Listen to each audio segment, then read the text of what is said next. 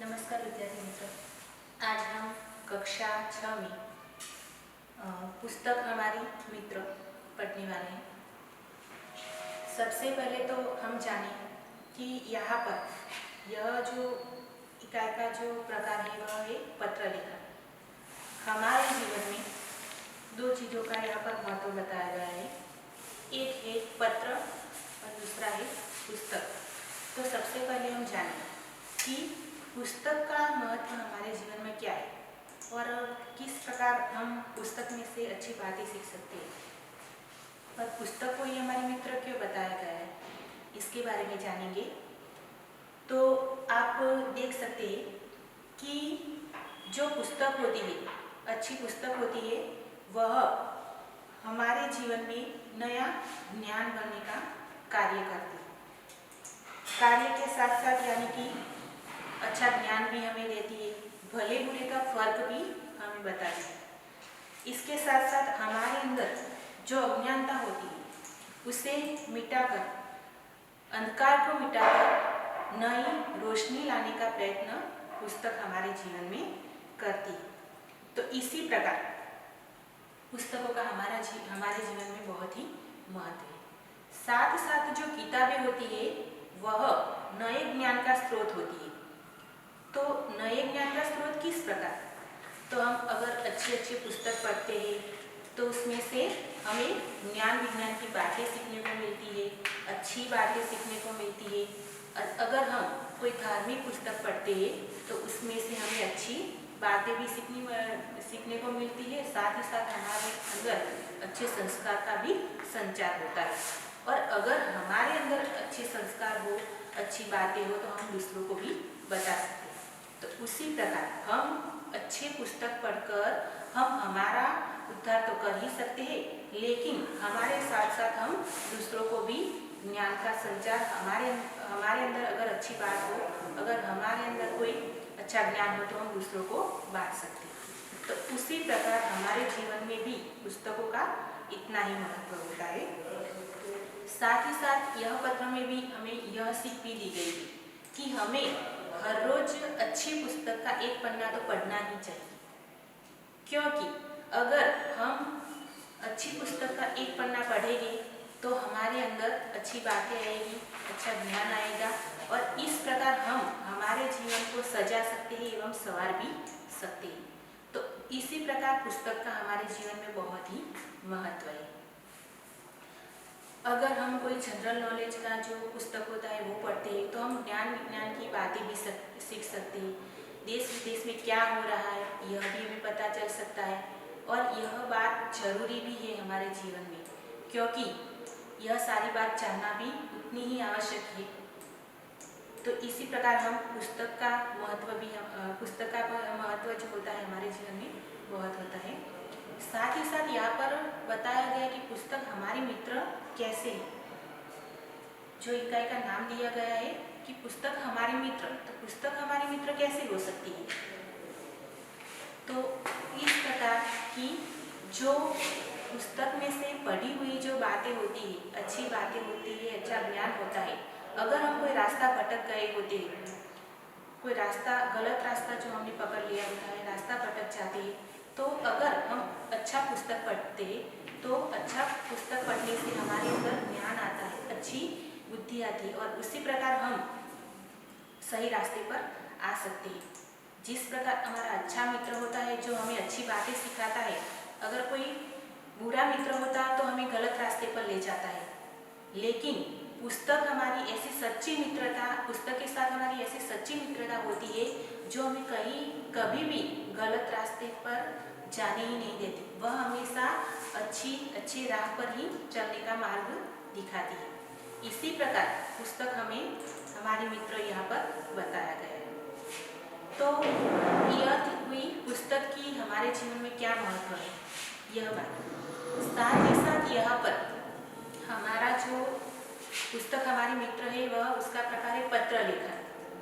तो आप जानते हैं कि आपने कई परीक्षा में भी पत्र लेखन भी आपने लिखे होंगे। तो पत्र लेखन, सबसे पहले तो हम पत्र लेखन का क्या महत्व है आपने जाना कि पुस्तक का हमारे जीवन में क्या महत्व है। साथ ही साथ पत्र लेखन का भी हमारे जीवन में इतना ही महत्व है। तो यह बात हम जानेंगे कि विद्यार्थी मित्र, पहले के समय में आप जानते थे कि पत्र के माध्यम से ही सारा काम होता था।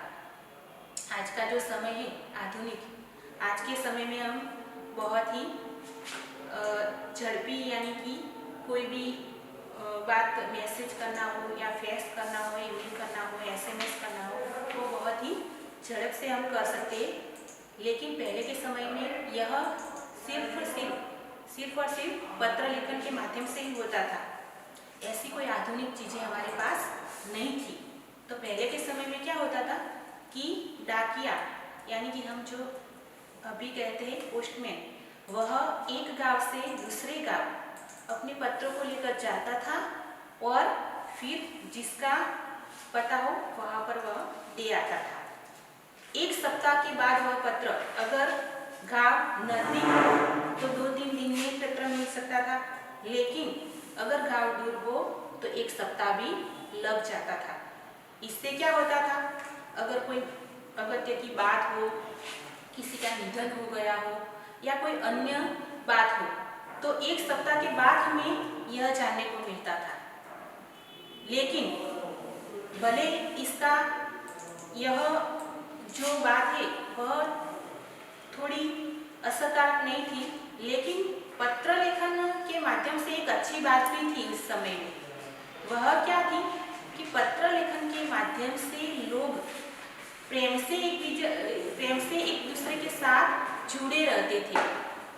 एक दूसरे की कुशलता, यानी कि खैरियत का जो समाचार होते वह पूछते थे, एक दूसरे के पत्र का इंतजार करते थे और प्रेम से यानी कि जुड़े रहते थे।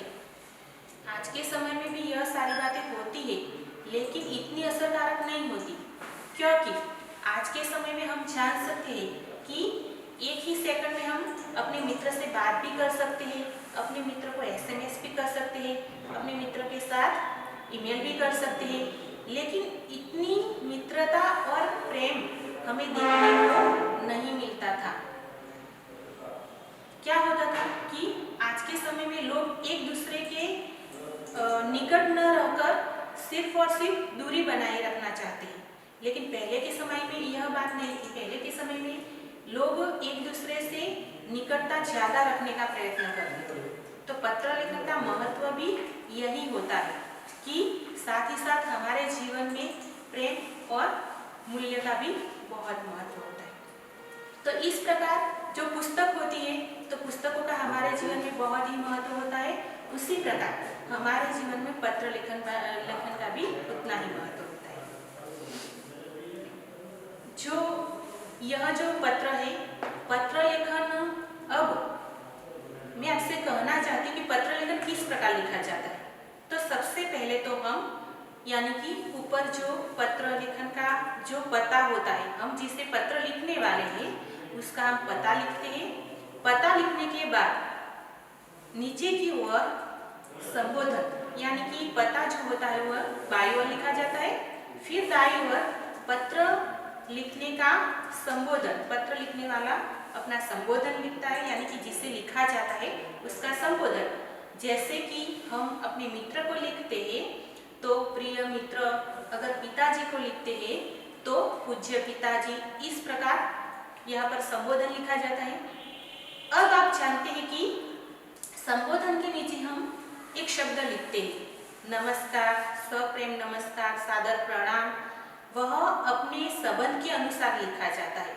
अगर हम अपने मित्र को लिखते हैं तो हम प्रिय मित्र, सप्रेम नमस्कार या प्रणाम। अगर पिताजी को लिखते हैं तो सादर प्रणाम। इस प्रकार हम लिखते हैं। तो इस शब्द को हम कहते हैं अभिवादन।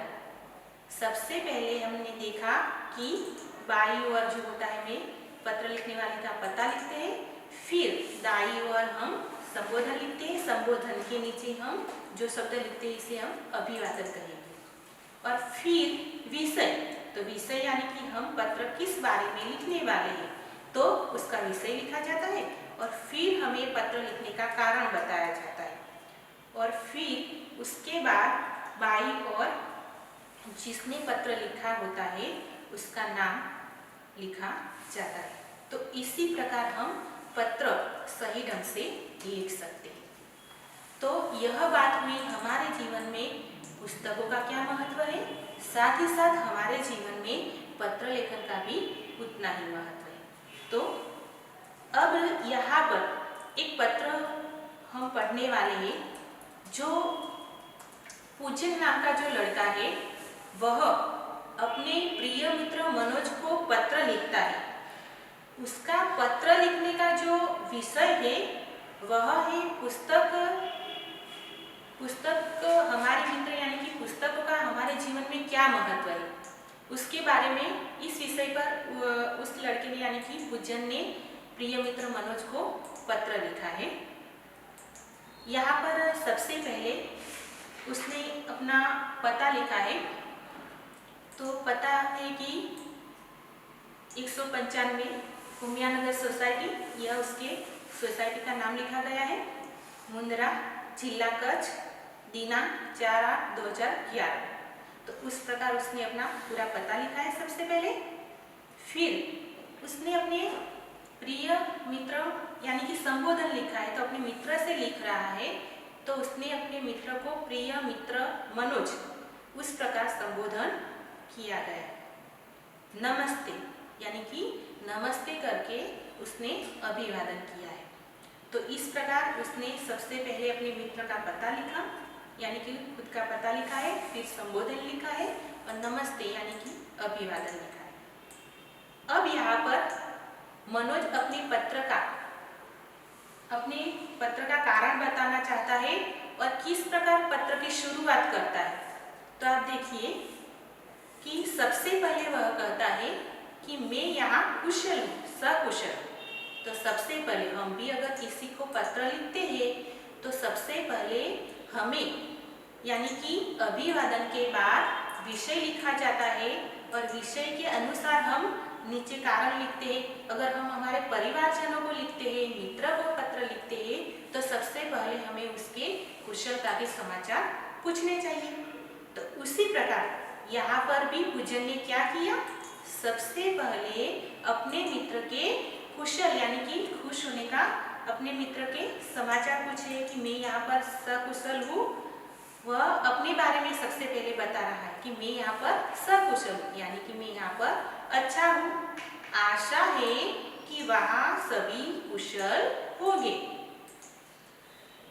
उसने अपने मित्र से क्या कहा कि मैं तो यहाँ, मैं और मेरा परिवार भी सकुशल यानी कि आनंद में है और मैं आशा करता हूँ। आशा यानी कि मुझे यहाँ पर आशा है कि मैं भी यानी कि तू भी यहाँ पर सकुशल होगा। पिछले कई दिनों से मैं तुम्हें पत्र लिखने को सोच रहा था। देखिए पूजन ने अपने मित्र मनोज से क्या कहा कि पिछले कई दिनों से मैं तुम्हें पत्र लिखने को सोच रहा था। हमें भी कई बार ऐसा होता है कि अगर हम कोई कार्य करना चाहते हैं, किसी को पत्र लिखना चाहते हैं, लेकिन हमारी काम की जो व्यस्तता होती है उसमें हम पत्र नहीं लिख सकते या कोई अन्य काम आ सकता है तो हम उसे बात नहीं कर सकते थे। तो यहाँ पर मनोज को भी कुछ ऐसा ही हुआ। वह कई दिनों से पत्र लिखने को, अपने प्रिय मित्र मनोज को पत्र लिखने का सोच रहा था, लेकिन काम की व्यस्तता में वह पत्र नहीं लिख सकता था। इसीलिए वह खेद व्यक्त करते हुए अपने मित्र से कहता है कि मैं कई दिनों से मैं तुम्हें पत्र लिखने को सोच रहा था, लेकिन क्या हुआ, तो क्यों पत्र नहीं लिख रहा था। तो उसका कारण जो बताते हुए वह अपने मित्र से कहता है कि परंतु हमारी पाठशाला में वांछे गुजरात अभियान अंतर्गत कई प्रवृत्तियां चल रही थी। देखिए मित्र ने यानी कि मनोज ने अपने मित्र से क्या कहा कि मैं तुम्हें पत्र क्यों नहीं लिख रहा था, तो मेरी पाठशाला में एक अभियान यानी कि एक झुंबेश चल रही है। वांछे गुजरात अभियान, यह प्रवृत्तियां चल रही है। हमारी पाठशाला में भी आप जानते हैं कि कई सारी प्रवृत्तियां होती है। उसी प्रकार यह पूजन की पाठशाला में भी एक अभियान झुंबेश चल रहा था। वह विषय था, उस झुंबेश का विषय था वांछे गुजरात अभियान, यानी कि अच्छी पुस्तकें पढ़ने का अभियान यहाँ पर चल रहा था। तो यह प्रवृत्ति जो पूजन की पाठशाला में चल रही थी, इनमें मैं भी सम्मिलित हो गया था। पूजन ने क्या कहा कि मित्र, मेरी पाठशाला में मैं यानी कि वांचे गुजरात अभियान जो प्रवृत्ति चल रही थी ना, तो उसमें मैंने भी भाग लिया था। आप भी कई सारी प्रवृत्ति यानी कि आपकी पाठशाला में भी कई सारी प्रवृत्तियां होती है, तो आप भी उसमें सम्मिलित होते हैं और कई सारी प्रवृत्तियां में भाग भी आप लेते हैं। तो उसी प्रकार यह पूजन भी अपनी पाठशाला में यह चल रही प्रवृत्ति में उसने भाग लिया था। तो इस व्यस्तता में वह अपने मित्र को पत्र नहीं लिख सकता था। साथ ही साथ पूजन बताता है कि अभियान के तुम भी मित्र, तुम भी वांचे गुजरात अभियान में सम्मिलित हुए होगे। उसने क्या कहा अपने मित्र से कि मेरी पाठशाला में यह अभियान वांचे गुजरात अभियान चल रहा है, तो तुम्हारी पाठशाला में भी कुछ ऐसा ही अभियान चल रहा होगा। तो आशा करता हूँ कि तुम भी उसमें सम्मिलित हुए होगे, क्योंकि वांचे गुजरात अभियान यह अच्छी प्रवृत्ति है और अच्छी अच्छी पुस्तकें हमें पढ़ने को मिलती है, तो इसमें तो सम्मिलित होना ही चाहिए। तो तुम भी यहाँ पर तुम्हारी पाठशाला में सम्मिलित हुए होगे, यानी कि तुमने भी भाग लिया होगा। अभियान के संदर्भ में राज्य सरकार ने भी एक सूत्र घोषित किया था। आगे पूजन अपने मित्र से बताता है कि यहाँ पर वांचे गुजरात अभियान के संदर्भ में क्या क्या प्रवृत्ति हो सकती है और किस प्रकार यह सारी बातें होती है। तो यह अभियान के संदर्भ में अपने मित्र को बताना चाहता है पत्र लेखन के माध्यम से कि तुम जानते हो कि इस अभियान के संदर्भ में राज्य सरकार ने भी एक सूत्र घोषित किया है, और वह सूत्र क्या था? जो पुस्तक के मित्र वो मेरे मित्र। देखिए, उसने पत्र के माध्यम से अपने मित्र को बहुत अच्छी बात बताई कि तुम जानते हो मित्र, हमारी पाठशाला में जो अभियान चल रहा है, वांचे गुजरात अभियान चल रहा है, उसके संदर्भ में तो राज्य सरकार ने एक सूत्र भी घोषित किया है, और यह सूत्र क्या था? जो पुस्तक के मित्र वो मेरे मित्र। यानी कि जो अच्छी अच्छी पुस्तकें पढ़ते हैं, जो लोग अच्छी अच्छी पुस्तकें पढ़ते हैं, वो पुस्तक के मित्र हुए, और जो पुस्तक के मित्र होते हैं वो मेरे भी मित्र हुए। तो यानी कि यह सूत्र घोषित किया था, मैं आज तुमको पत्र के माध्यम से किताबों के महत्व के बारे में लिख रहा। देखिए, यह पूजन जो है उसने अपनी पाठशाला में यह वांचे गुजरात अभियान जो चल रहा था, प्रवृत्ति चल रही थी, उसमें उसने भाग लिया था। तो उसने अच्छी अच्छी पुस्तकें पढ़ी होगी, उस अच्छी पुस्तकों में से उसने अपने जीवन में भी कुछ उतारने का प्रयत्न किया होगा। जब उसने अच्छी पुस्तकें पढ़ी तभी वह अपने मित्र को अच्छी पुस्तकों के महत्व के बारे में बता सकता है ना। अगर हम अच्छी पुस्तक पढ़ ही नहीं सकते, हमने कोई पुस्तक पढ़ी ही नहीं, तो फिर हम दूसरों को अच्छा ज्ञान कैसे दे सकते हैं? तो यह जो मित्र होता है, वह पत्र के माध्यम से पुस्तकों का हमारे जीवन में क्या महत्व है यह बताना चाहता है। तो मैं तुम्हें पत्र के माध्यम में पुस्तकों का महत्व क्या है वह लिख रहा हूँ। तो किताबों के बारे में पूजन कह रहा है कि किताबें हम सभी की मित्र हैं। वे हमें नया ज्ञान तो देती है एवं भले बुरे का फर्क भी बताती है। देखिए, पूजन ने अपने मित्र प्रिय मनोज से क्या कहा कि किताबें जो होती है, पुस्तकें जो होती है, वह हम सभी को नया ज्ञान देती है, वह हमारी मित्र है। मैंने आपसे पहले भी बताया कि पुस्तक जो होती है वह किस प्रकार हमारी मित्र होती है। यानी कि पुस्तक हमारे मित्र है, वे हमें नया ज्ञान देने का प्रयत्न करती है एवं भले बुरा यानी कि अच्छा और बुरा, भला यानी अच्छा, बुरा यानी खराब। हमारे जीवन में अगर हम अच्छे पुस्तक पढ़ते हैं तो हमारे जीवन, अगर हम कहीं रास्ता भटक गए होते हैं, कई खराब रास्ते पर चलते हैं, तो अगर हमें वापस आना है, तो अगर हम कोई अच्छी पुस्तक पढ़ते हैं तो हमारे जीवन के लिए अच्छी बात क्या है और अच्छा हमारे जीवन के लिए क्या है, यह बात हमें पुस्तक में से जानने को मिलती है। और अगर हम रास्ता भटक जाते हैं तो अच्छी पुस्तक पढ़ने से हम वापस भी अच्छे रास्ते पर आ सकते हैं। तो इसी प्रकार पुस्तक हमारी मित्र भी हुई और वह हमारे जीवन में नए ज्ञान भरने का भी प्रयत्न करती है। साथ ही साथ हमारे जीवन में भला क्या है यानी कि अच्छा क्या है और खराब क्या है, यह फर्क भी हमें पुस्तक बताती है। देखिए मित्र कि पुस्तक जो होती है वह बोलती नहीं है, लेकिन फिर भी उसमें जो लिखा हुआ जो होता है वह हमें बहुत कुछ सिखा जाता है। तो इसी प्रकार पुस्तक हमारी सच्ची मित्र हुई होती है। अब आगे बताता है कि पूज्य गांधी जी ने तो कहा था कि पुस्तकें मन के लिए साबुन का कार्य करती है। देखिए हमारे जो राष्ट्रपिता महात्मा गांधी है, उन्होंने पुस्तकों के बारे में क्या कहा है। आप तो जानते हैं कि गांधी जी जो थे वह पुस्तक के प्रेमी थी, पुस्तक प्रिय थे, उन्हें बहुत ही प्रिय थे। उन्होंने, आप जानते हैं कि उन्होंने सत्य का प्रयोग नाम का जो पुस्तक भी उन्होंने लिखा था, तो उसमें भी उन्होंने कई अच्छी अच्छी बातें हमें बताई है। तो पुस्तकों के बारे में गांधी जी ने क्या कहा है कि वह हमारे मन के लिए साबुन का कार्य करती है। अब आपको प्रश्न होगा कि पुस्तकें किस प्रकार साबुन का कार्य कर सकती है, वो भी हमारे मन के लिए। तो आप जानते हैं कि हमारा शरीर जो होता है, हम सुबह उठकर स्नान करते हैं। अगर स्नान करते समय हम साबुन का इस्तेमाल नहीं करेंगे और अकेले पानी से ही नहाएंगे तो हमें अच्छा नहीं लगेगा।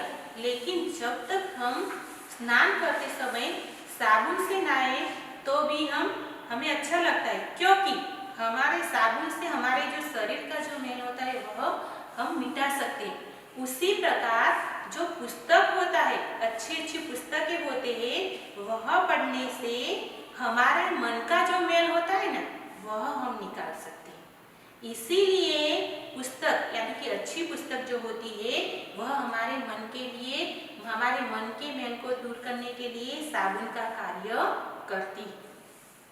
तो उसी प्रकार यह पुस्तक जो होती है वह मन के लिए साबुन का कार्य करती है। मन में जो अज्ञान है, अंधकार है, उससे मिटाकर ज्ञान का संचार करती है। तो क्या करती है कि पुस्तक हमारे मन का मैल तो दूर करती है, यानी कि हम अच्छे पुस्तक पढ़ते हैं, सारी बातें सीखते हैं, अच्छी अच्छी बातें सीखते हैं, उसमें से अच्छा ज्ञान हमें मिलता है। तो ज्ञान यानी कि मन में, हमारे मन में जो अज्ञानता होती है, अज्ञानता यानी कि हम पढ़े लिखे तो होते हैं, लेकिन कई बार ऐसे खराब कार्य हम कर देते हैं। कई बार हम पढ़ने के बावजूद भी, हम पढ़े लिखे होने के बावजूद, समझदार होने के बावजूद भी हमारे अंदर इतनी अज्ञानता भरी होती है कि पूछो ही मत। हम कोई ऐसे गलत कार्य कर बैठते हैं कि कोई भी व्यक्ति हमें हमारी घृणा ही करता है। तो उसी प्रकार हम अज्ञानता के, पढ़े लिखे होने के बावजूद भी हम अज्ञानता के कार्य करते हैं, खराब कार्य करते हैं। तो इसी प्रकार जो हमारे मन में जो अज्ञानता होती है उसे दूर भगाने का कार्य जो होता है वह अच्छी पुस्तक ही कर सकता है। हमारे अंदर अंधकार जो होता है, अब आपको प्रश्न होगा कि हमारे अंदर भी अंधकार कैसे हो सकता है। तो मैंने अभी बताया कि हमारे अंदर जो अज्ञानता का जो अंधकार होता है, हम पढ़े लिखे तो होते हैं, लेकिन फिर भी उस पढ़ाई का हम महत्व नहीं समझते। सिर्फ पढ़ना ही आवश्यक नहीं होता, पढ़ने के साथ साथ हमारे अंदर अच्छे संस्कार होने चाहिए, अच्छी बातें होनी चाहिए, दूसरों को ज्ञान देने का, दूसरों को ज्ञान, हमें अगर हमारे अंदर कोई ज्ञान हो, हमारे अंदर अच्छी बातें हो तो हम दूसरों को सिखा सकते हैं। तो यह अंधकार को मिटाकर हमारे अंदर ज्ञान का संचार करने का कार्य पुस्तक करती है। तो विद्यार्थी मित्र, आपने देखा कि किस प्रकार पूजन ने बहुत अच्छी तरह से हमारे जीवन में पुस्तकों का क्या महत्व है, किताबों का क्या महत्व है, यह सारी बातें उसने अपने मित्र के, यानी कि अपने मित्र को पुस्तकों के माध्यम से उसने बताई है। आगे वह बताना चाहता है कि किताबें ज्ञान का स्रोत है। अब किताबें ज्ञान का स्रोत किस प्रकार हो सकती है? तो किताबें से, यानी कि अच्छी पुस्तकें पढ़ने से हमें अच्छा ज्ञान मिलता है, और जिस प्रकार पढ़ने की कोई उम्र नहीं होती, आप जितनी भी उम्र के हो लेकिन पढ़ सकते हैं, पढ़ने की कोई भी उम्र नहीं हो सकती। जैसे जैसे आप जनरल नॉलेज की पुस्तक पढ़ेंगे, देश विदेश की जानकारी उसमें से आपको मिलेगी और आपका ज्ञान का जो स्रोत होता है, स्रोत यानी कि प्रवाह, आप जानते हैं ना कि जो नदी का जो प्रवाह होता है वह बहता ही रहता है, वह कभी रुकता नहीं है। तो उसी प्रकार जो ज्ञान का जो स्रोत होता है वह हमेशा आपको आपके जीवन में बहते रहना चाहिए, बहाते रहना चाहिए। वह किस प्रकार कि वह हम हर हमेशा अच्छी पुस्तकें पढ़ते जाते हैं तो हमारे अंदर जो ज्ञान का स्रोत होता है वह भी बहता जाता है। तो हमारे अंदर इस प्रकार ज्ञान का स्रोत होना चाहिए। ज्ञान का स्रोत होने से क्या होता है कि जिनसे जिज्ञासा की पूर्ति होती है। जिज्ञासा की पूर्ति यानी कि हमें कुछ नया नया जानने की इच्छा होना। यहाँ पर नया जिज्ञासा, हमें कुछ नया जानने की इच्छा होती है। इतना ही नहीं, ज्ञान और विज्ञान को गतिमान रखती है। पुस्तकें सिर्फ इतना ही नहीं करती, लेकिन ज्ञान और विज्ञान को गतिमान रखती है। किस प्रकार? तो देश विदेश में कोई नई बात होती है, नई वैज्ञानिकों के द्वारा कोई नई खोज की जाती है या कोई अन्य बात भी होती है, वह हमें पुस्तकों में से जानने को मिलते हैं। अगर आप अखबार पढ़ते हैं, कोई अच्छे जनरल नॉलेज की पुस्तक पढ़ते हैं तो आपको देश विदेश का ज्ञान विज्ञान का भी ज्ञान को गतिमान रखते हैं, यानी कि हर हमेशा आपको जानने को मिलता है। किताबें मूल्यवान, हमें इनको पढ़कर हमारे जीवन को सजाना एवं संवारना चाहिए। किताबें मूल्यवान है, यहाँ पर किताबों को मूल्यवान क्यों कहा? मूल्यवान यानी कि कीमती। किताब भले ही 10 रुपये की हो, उसकी कीमत भले ही छोटी हो, लेकिन उसमें जो लिखा गया विवरण होता है वह हमारे जीवन को, उसको पढ़ने से हमारे जीवन को लाखों का बना सकता है। इसीलिए किताबें मूल्यवान कहा गया है, किताबों को मूल्यवान कहा गया है। इसे पढ़कर यहाँ पर पूजन हमें बताना चाहता है कि हमें भी अच्छी अच्छी किताबें पढ़नी चाहिए और अच्छी किताबों को पढ़कर हमें भी हमारे जीवन को सजाना एवं संवारना चाहिए। यहाँ पर सजाना एवं संवारना यानी कि तैयार होने की, हमें बाह्य तैयार होने की बात नहीं कही गई, लेकिन किस प्रकार सजाना एवं संवारना है कि अच्छी पुस्तकें पढ़कर हमारे जीवन में अच्छे संस्कार लाने चाहिए, अच्छी बातें सीखनी चाहिए, हमारे जीवन में ज्ञान का संचार करना चाहिए। इस प्रकार हमें सजाना एवं संवारने की बात कही गई है। तो यह सब सिर्फ अच्छी पुस्तक पढ़ने से ही होता है। मित्र, मैं ऐसा कहना चाहता हूँ कि मुझे पैसा नहीं, पुस्तकें चाहिए। जन्मदिन के अवसर पर पुष्प का गुलदस्ता नहीं बल्कि किताबों की भेंट दीजिए। देखिए, पूजन ने अपने मित्र से कितनी अच्छी बात बताई है कि जब भी वह बताना चाहता है कि जब भी आप किसी का जन्मदिन यानी सालगिरह के अवसर पर चाहते हैं या कोई अन्य खुशी के अवसर पर चाहते हैं तो आपको उस व्यक्ति को, यानी कि हम क्या करते हैं कि कोई भी अवसर पर चाहते हैं तो हम गुलदस्ता यानी कि फूलों का गुलदस्ता देते हैं, बुके देते हैं या कोई अन्य गिफ्ट भी देते हैं। तो यहाँ पर पूजन क्या कहना चाहता है कि अगर आप यह सारी चीजें जो देंगे या किसी को पैसे भी आप देते हैं, यह सारी चीजें जो होती हैं वह फालतू होती है, क्योंकि वह जो चीज होती है यानी कि गुलदस्ता हो या कोई गिफ्ट हो या कोई पैसे आप दे रहे हैं, तो वह चीज, यह व्यक्ति जो आपने जिसको दिया है वह थोड़ी देर यानी कि थोड़े समय तक ही वह संभाल सकता है। फिर जो फूलों का गुलदस्ता होता है वह थोड़ी देर यानी कि एक दिन वह आपके पास अपने पास रखेगा, फिर वह कचरा पेटी में ही यानी कि जाएगा। लेकिन अगर आप अच्छी पुस्तक उसे देते हैं तो वह अच्छी पुस्तक जो होती है उसे संभाल कर रख सकता है, और अच्छी पुस्तक संभाल कर तो रख सकता है, साथ ही साथ वह उसे अगर पढ़ेगा तो उसके जीवन में भी ज्ञान का संचार हो सकता है। तो इस प्रकार पूजन ने हमें बताया है कि हमें भी हमारे मित्र के जन्मदिन हो या कोई शुभ अवसर हो तो हमें भी हमारे मित्र को अच्छी पुस्तक भेंट में देनी चाहिए, ताकि उसके जीवन में भी ज्ञान का संचार हो सकते।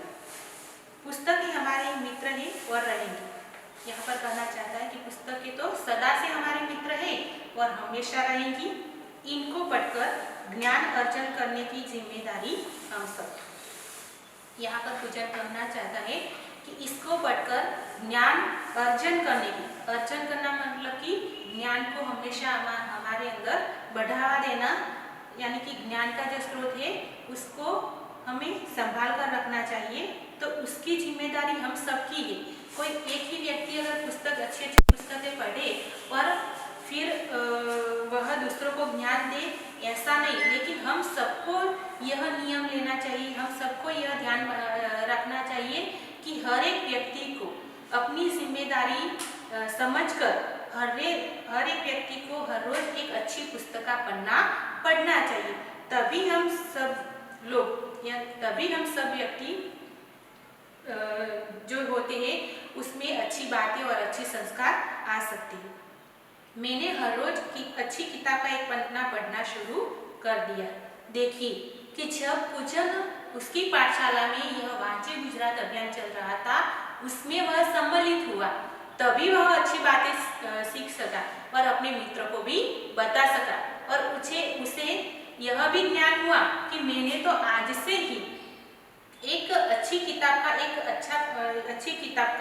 एक पन्ना पढ़ना शुरू भी कर दिया है। देखिए कि उसने अगर एक पन्ना पढ़ना शुरू कर दिया है तो वह अपने मित्र से कहना चाहता है कि तुम भी मेरे साथ साथ अच्छी एक किताब का पन्ना पढ़ना शुरू कर दो। मेरी आशा है कि तुम भी ऐसा ही करोगे। अपने मित्र से आशा रखता है पूजन कि मैंने तो ऐसा किया ही है, मैं तो पुस्तक का मित्र हूँ, लेकिन मेरे साथ साथ मैं चाहता हूँ कि तुम भी ऐसी अच्छी बातें तुम्हारे जीवन में उतारो और तुम्हारा जीवन भी अच्छा हो। तो उसी प्रकार मैंने तो यह जो नियम है वह ले लिया है कि मैं तो हर रोज एक अच्छी पुस्तक का पन्ना पढ़ूंगा, लेकिन आशा करता हूँ कि मेरे साथ साथ तुम भी ऐसा करोगे। तो इस प्रकार यहाँ पर जो पूजन होता है वह अपने मित्र को बहुत अच्छी तरह से पुस्तकों के महत्व के बारे में बताया। तो कहना चाहता है अंत में कि चलो आज से संकल्प करें कि दोस्तों के जन्मदिन या शुभ अवसरों पर शुभकामनाएं के साथ साथ किताबों की मूल्यवान भेंट देंगे। तो यहाँ पर अपना जो प्रिय मित्र मनोज को बता रहा है पूजन कि आज से हम संकल्प यानी कि दृढ़ निश्चय, वह कहता है कि आज से हम दृढ़ निश्चय करें कि जब भी हमारे कोई मित्र हो या कोई भी व्यक्ति का जन्मदिन हो या कोई भी व्यक्ति का कोई खुशी का प्रसंग हो, तो उसमें हम कोई बुके या कोई अन्य गिफ्ट न देकर उसको शुभ अवसर पर शुभकामनाएं तो हम देंगे, लेकिन शुभ कामनाओं के साथ साथ उसे हम किताबों की मूल्यवान भेंट भी देंगे। तो शुभ कामनाओं के साथ साथ हम उसे किताबों की मूल्यवान भेंट क्यों दे सकते हैं कि अगर हम कोई अच्छी किताब उसे दे सकते हैं तो वह भी अपने जीवन में ज्ञान का संचार कर सकता है और अच्छी ज्ञान की बातें भी वह अपने जीवन में उतार सकता है। तो इसी प्रकार अब हमें बुके नहीं, यानी कि अब हमें बुके नहीं पर बुक चाहिए। क्या कहता है कि हमें भी हमारे दिन पर हमें बुके यानी कि फूलों का गुलदस्ता नहीं, लेकिन क्या चाहिए, अच्छी किताब चाहिए। यह संदेश पूजन ने इस पत्र लेखन में हमें दिया है। अंत में वह परिवार के सभी बड़ों को प्रणाम करता है, यानी कि पूजन के सभी जो बड़े लोग होते हैं, उसके माता पिता होते हैं, दादा दादी होते, उसे प्रणाम करता है और अपनी बात समाप्त करते वह अंत में लिखता है कि तुम्हारा दोस्त पूजन। तो इस प्रकार वह अपने तुम्हारा दोस्त पूजन करके वह यहाँ पर पत्र लेखन की समाप्ति करता है। तो विद्यार्थी मित्र, आपने यहाँ पर जाना कि किस प्रकार यहाँ पर पत्र लेखन का क्या महत्व होता है और पुस्तकों का क्या हमारे जीवन में महत्व है। उसने सारी अच्छी बातें हमें यहाँ पर सिखाने का प्रयत्न किया गया है।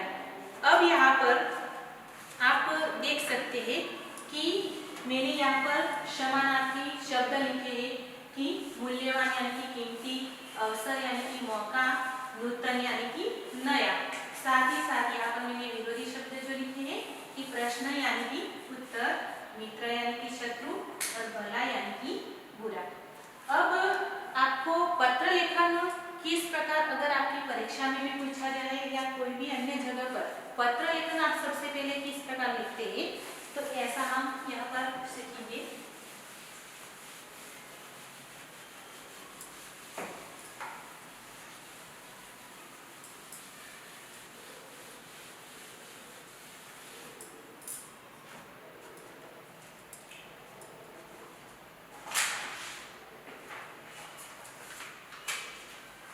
यहाँ पर सबसे पहले जो होता है यानी कि बाईं ओर यहाँ पर आपको लिखना है पता। पता आप यहाँ पर लिख सकते। ध्यान रखना है कि अगर आप जब पता लिखते हैं तो पता में यहाँ पर यानी कि अल्प विराम, जहाँ पर यानी नाम होता है, सोसाइटी का नाम होता है, तो यहाँ पर अल्प विराम और पूर्ण विराम करना जरूरी है। आपका जो पता होता है वह सीधी लाइन में ही यहाँ पर लिखा जाता है।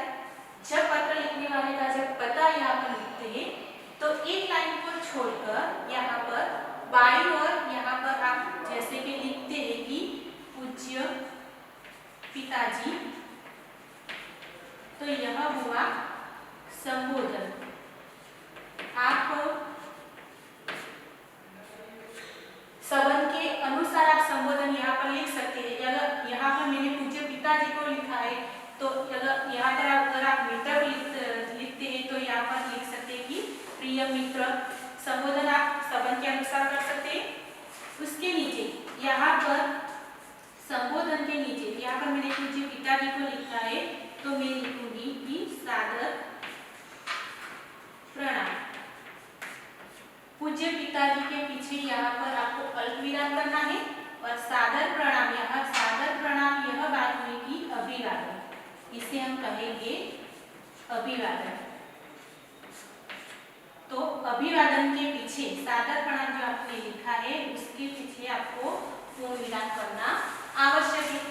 अब मैंने आपको बताया था कि आप किस विषय में पत्र लिखना चाहते हैं, तो यहाँ पर आप पत्र लेखन का विषय लिखेंगे।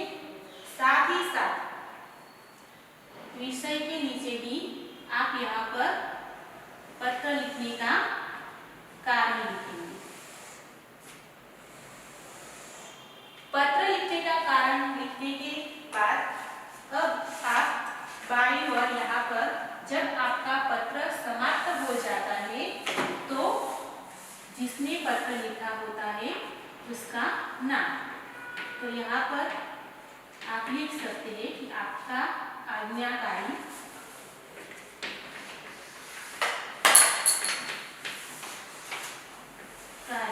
पुत्र। तो आपका आज्ञाकारी पुत्र यहाँ पर संबंध जिसने पत्र लिखा है उसका नाम आएगा। तो आपका आज्ञाकारी पुत्र के पीछे आपको अल्प विराम करना है और यहाँ पर जिसका नाम यानी कि पत्र लिखा हो उसका नाम करके पूर्ण विराम करना है। तो सबसे पहले आपने यहाँ पर जाना कि पत्र लेखन का पता लिखना है। पता लिखने के बाद आपको संबोधन लिखना है। संबोधन लिखने के बाद उसके नीचे संबंध के अनुसार आपको अभिवादन करना है। अभिवादन के बाद आपको पत्र लिखने का विषय लिखना है।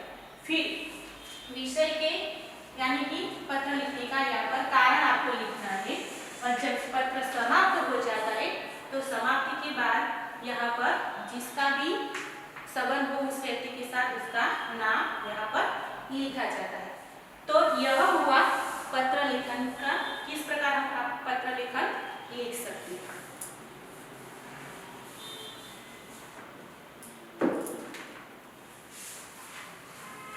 अब आप जानते हैं कि जो पत्र जो होते हैं पहले के समय में यानी कि पत्र लेखन 3 प्रकार के होते थे।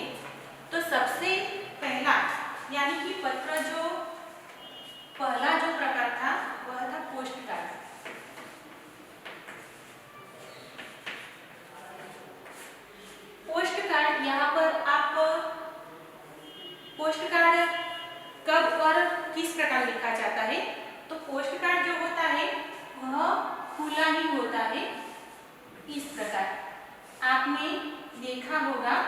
कि यहाँ पर पोस्ट कार्ड ऐसा चौरस बॉक्स में यहाँ पर होता है, यहाँ पर पता लिखने का होता है जिसे आप पत्र लिखने वाले हैं। पोस्ट कार्ड यानी कि यहाँ पर खुली जगह होती है, पीछे भी खुली जगह होती है और यहाँ पर आप पता लिख सकते हैं। तो पोस्ट कार्ड में जो सारी बातें होती है वह खुली होती है, तो यहाँ पर आधी जगह होती है उसमें भी आप लिख सकते हैं और पीछे जो खुली जगह होती है इसमें भी आप लिख सकते हैं। तो इसे हम पोस्ट कार्ड कहेंगे। दूसरा जो प्रकार है वह है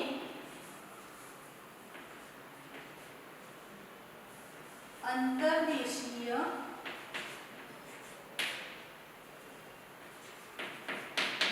पत्र।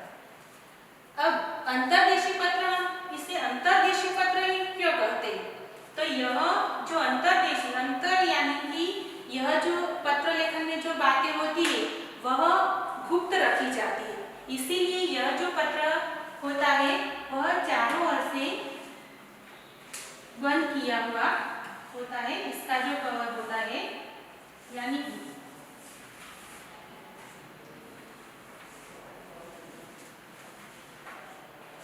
इस प्रकार दोनों ओर से बंद किया हुआ कवर होता है, तो जिसमें यानी कि अंतर्देशीय पत्र का जो उपयोग होता है वह बातें गुप्त रखने के लिए, और जिस व्यक्ति के नाम से यह पत्र हो वही उसे खोल सकता है, तो कोई अन्य बातें भी इसमें लिखी जा सकती है। इसी प्रकार गुप्त जो बातें होती है वह अंतर्देशीय पत्र में लिखी जाती है। साथ ही साथ जो प्रकार है लिफाफा, लिफाफा यानी कि जो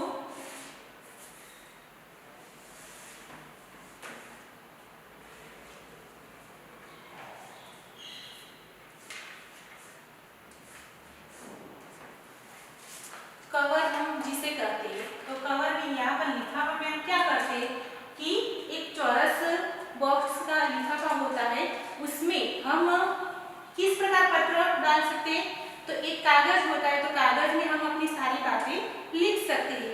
यह सारी बातें लिखकर कागज में लिखकर हम लिफाफे में डाल सकते हैं और ऊपर की ओर हम जिसे भेजने वाले हैं उसका जो पता होता है वहाँ पर हम लिख सकते हैं और यह लिफाफा बंद करके हम पोस्ट में डाल सकते हैं। तो इसी प्रकार पत्र लेखन के यह जो 3 प्रकार थे, यानी कि पोस्ट कार्ड जो खुला होता है, अंतर्देशीय पत्र यानी कि इसका जो उपयोग होता है वह गुप्त बातें रखने के लिए होता है, और दूसरा होता है कि लिफाफा, वह अलग कागज में लिखकर हम लिफाफे में डाल सकते हैं। तो इसी प्रकार यहाँ पर पत्र लेखन के प्रकार भी आपने जाने। आपको भी आपकी नोटबुक में कोई भी विषय पर एक और पत्र लिखना है।